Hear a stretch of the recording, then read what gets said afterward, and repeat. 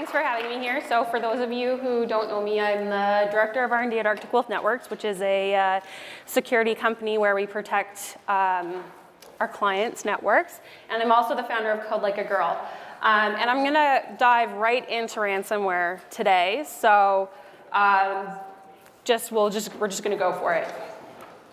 So I wanted to start off with what are some common themes with ransomware. I'm making the assumption that most of you know generally what it is, but basically it's when you get malware downloaded on your computer and it starts running and encrypting all your files, and the only way you can get your files back is if you pay these awful attackers some Bitcoin so that they will then give you the keys to decrypt your computer.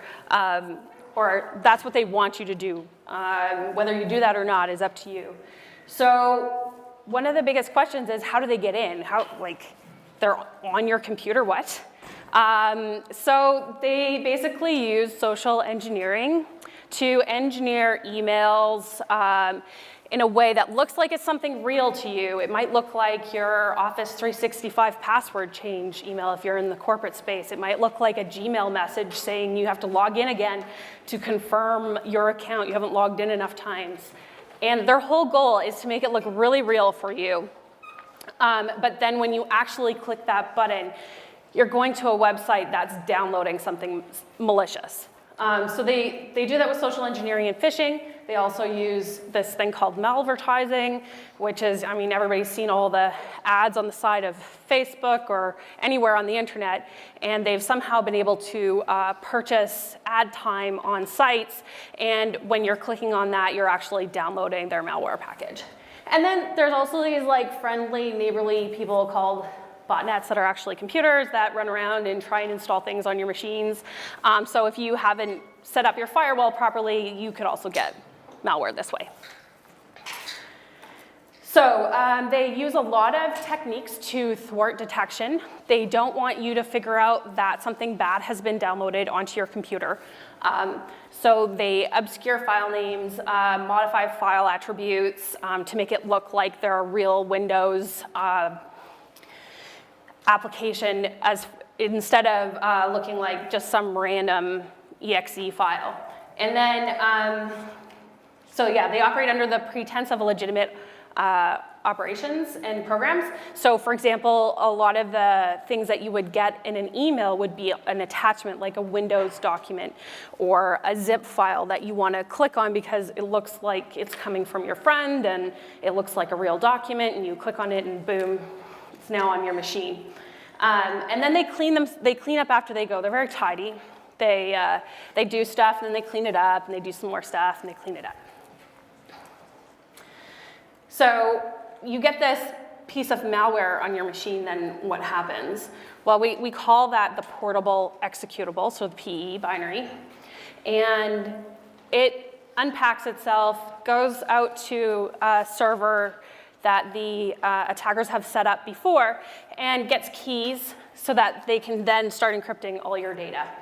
And your machine, it starts encrypting on your machine, and then after that you get one of these lovely messages popping up saying, oh, your files have been encrypted. You have 2 hours until we increase the price on you, and you have 6 days before we throw away your decryption keys. So at a high level, that's what ransomware does. There's a lot of variants. You've probably heard this year of WannaCry. There's Cryptish, there's NotPetya. WannaCry was particularly bad because it was paired with a worm that exploited a bug called Eternal Blue that was in Windows machines. So not only did it, download and launch ransomware in your machine, it went through your network and started installing it on all the other machines in your office. Now, there was an easy fix to that. You could have just patched your Windows machine. The patch was out well before WannaCry hit. So lesson learned, patch your devices all the time, every time. All right, so I'm going to talk about a specific type of ransomware called Locky. This is just a specific one, and it'll give you a little bit of a better idea of exactly what happens inside an attack. So Locky can come in from a few different ways. You could get a piece of spam mail and your attachment is a doc file. Then you download that, that launches a Visual Basic script and then installs the PE binary. Or it could come in as a zip file and then launch JavaScript and then install the binary. Or it could be extra, obfuscating and come in as a doc file, launch a Visual Basic script that starts a batch, that installs another batch file that launches a Visual Basic script that then installs your PE binary. So it's trying to do this because it doesn't want the systems in your computer to see how it got on there, because then it'll flag it as malware.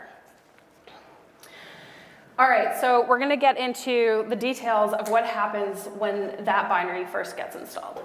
So the first thing that happens is the binary executes, and then it copies itself to the temp directory and renames itself to svchost.exe. So if you know anything about Windows, you know that this is a pretty common system file, and it wouldn't look very suspicious to anyone at all.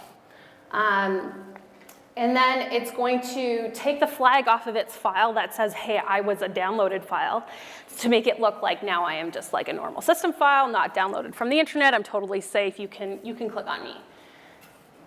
And then, it gets moved to the temp directory after that and called sys.temp, so that the original package it came down in just will go away next time the temp file is flushed. Okay.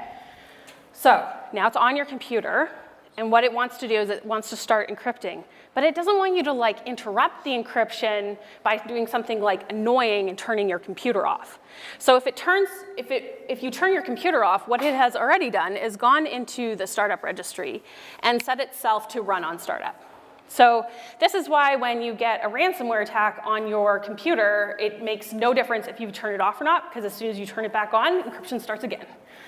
So turning your computer off makes no difference at all. The best thing you can do is make sure you take it off of every single network possible so it can't spread. You have to accept that that computer is hosed right now. And the only way you're really going to solve this problem is re-imaging it later. But you want to stop it from moving from your computer to the rest of the network. All right, so then it's going to go into this lovely directory on Windows machines called the shadow directory. And it's going to delete everything that's in the shadow directory, because that's where all of your backups are. Because if you wanted to, maybe just restore from backup, then that's where you would go to restore it. But they're going to take that away, so you don't have that path either. So now it's on your computer, it's set itself up, it's ready to start encrypting, but it doesn't have the keys. So it doesn't have the keys come down with it, because it doesn't know where it's going to get installed. So now what it has to do is it has to reach out to the internet to go get a set of keys, public and private. It'll leave the private keys on the server so that you can't ever decrypt it without getting them from them, and send down the public key for encryption. The way it does this is the first time it goes out, it's going to try and hit a predetermined hard-coded IP address. But typically, if this malware has been around for even a day, most IT systems will have that IP blocked by their antivirus protection, and your computer won't let it go out to that IP. So it has this fancy thing called a domain generation algorithm. And I really like this one. I got all geeked out about it when I heard it. And what it does is it just uses an algorithm to generate seemingly random IP addresses and tries to hit them and hit them and hit them and hit them and hit them. And what the attackers do is they have the same algorithm on their end, and every day they put up a website on one of those different IPs or those different URLs, and eventually you will hit one that's up. Once you hit one that's up, they're going to register the attack as being on your computer, generate the keys, send them down, and start encrypting. So the attackers are fairly smart. They use state-of-the-art encryption tools with strong keys. This one uses RSA 2048 and AES 128 and ECV mode. And then you're going to see all your files change from being .text, PowerPoint, whatever, to .locky. And now you know that it is owned by Locky. So later, I've got a demo, and it's a WannaCry. and you're going to see the files get changed to .WannaCry. So after that, they like to cover their tracks. So now that the encryption is done, they're going to go back into the registry. They're going to add a registry value that says completed, and they're going to remove the run at startup one. Now that it's all encrypted, they don't have to do that anymore. It doesn't matter, they've got it all done. And then they're going to take the original file that did all the encryption, they're going to move it to the temp directory, and they're going to delete it. So now you've got a whole bunch of encrypted files, and apparently no piece of software on your computer that has encrypted them, because it's all gone.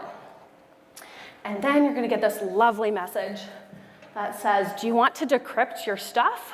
If so, you have to buy the decryptor, and you got to buy the keys, and here's how you should register for Bitcoin. And this is a huge business. They actually have companies set up to help you learn how to buy Bitcoin to pay them. They've got phone numbers you can call. They're very polite. They have great customer service. It's a business to them. So they want to help you as best as they can get your money, and they will then give you the keys back. Supposedly, maybe, hopefully. All right, so I'm going to show you a demo. Obviously, I can't just unpack WannaCry on my machine, because then we would be encrypting my machine, and that's not really a great thing to do. So I had one of our security engineers at Arctic Wolf go into the malware lab and unpack WannaCry for me, and he recorded it all. So I've spliced it together, and I'm going to try and time my explanations to what is happening, but I may have to pause it at some points because it's hard to be right on the beat of it when it's been put together. Okay, so the first thing we do is we download this software called PE Studio. You can get it from Winator.com, and you can drag and drop. What he's going to do is he's going to drag and drop the executable into here, and it's going to analyze this file for us and tell us a lot of information about what this file actually is. So from here, we can see in VirusTotal. VirusTotal is a place where you can go and look up all the virus engines and see if they've classified this file at all. And it looks like in this case, 62 out of the 67 engines has classified this as malware. You can see that the date is pretty recent here, which is just means that probably a new sample of the ransomware has been loaded up, because this is quite an old file. It's probably from May of this year. So you can see that all these other engines here have classified it as some kind of piece of malware. Now, for the malware to do everything it wanted to do, go and set up and run, change registry settings, copy itself, do all kinds of stuff, it had to import a whole bunch of different software.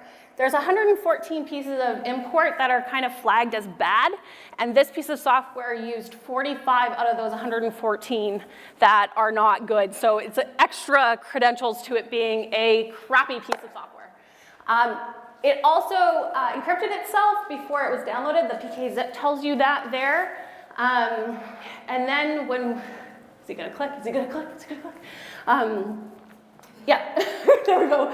So here's the file structure. So if you were to look at it in the about, and it's going to tell you, oh, I'm disk part, which is really common Windows software, and it's going to pretend to be something real, and the file name is diskpart.exe, but in reality, the file name is some really long hash. And so that's another indication for us that this is not what it says it is. Okay. So the next step after this, we're going to go again, I think, up to the VirusTotal, and we can look at the indicators, and the score was 62 out of 68 there. So 62 virus engines told us that's what it was. All right, we're going to run it now. So we've created an encrypt me in a doc file so we can watch them get encrypted when we launch this piece of malware. So he's going to double click that.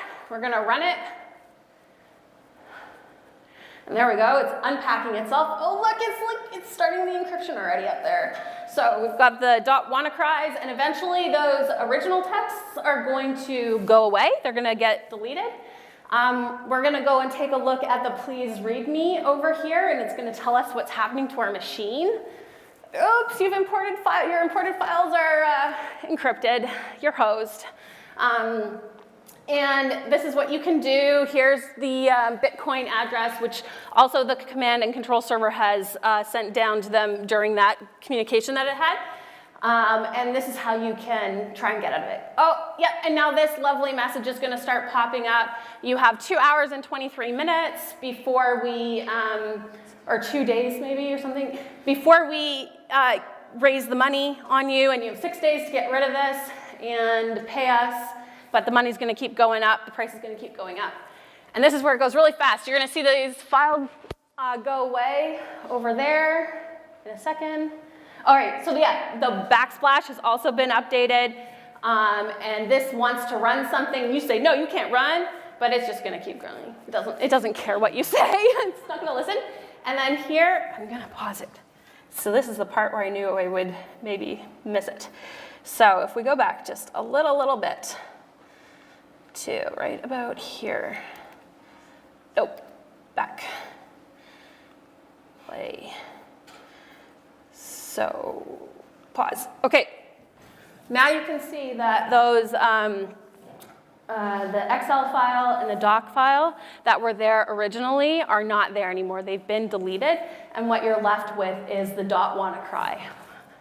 So, the next thing we're gonna do is move into our software, our in-house software, that shows us a little bit about what's happening on this client's network, which is our malware lab, but and how we can see some of what's happening here. So I'm gonna press play again. All right, so this is what we call Kibana. It goes on top of Elasticsearch and lets us look at things. So we can see that we're watching IP, this IP, that is our IP, so we're like, okay, don't look at that, that's what we're doing, we don't care. All right, so now we can see which websites that my coworker went to before launching this. So he went to like Google, and he went to Google Talk, and like that. I think that's actually Hangouts. But wow, what's that? What's that funky website there? That's the command and control server. That's when we hit the command and control server. Also, we can see that on port 443, we had a lot of action, which that's kind of normal, but port 9001, there should be nothing happening there, nothing. And there's like 10 different things that happened there. And then this is a look at like the traffic as it comes. So we can see, I think it's gonna stop now, and then I can explain things better. Okay, look, we can see that we hit that website there. That was the command and control server. That's bad. And then I'm going to use my pointer now because this video's stopped. We can also see, look at, here's those 9001s. What the heck was it doing there? Like it looks like it was doing some kind of Tor uploads. What do you think they were doing? They were loading up your files so that they could ransom you for your files as well. So maybe you had something on your machine that you don't want the world to see, and they can use that as leverage as well. Like if there's some pictures on there you don't want the world to see, they can say pay up, or now not only do you not get your files back, but I'm going to expose these to the public, and everyone will know your business. So that we can see that they did that. And I think that's pretty much, that's it from here. So there we go, all done.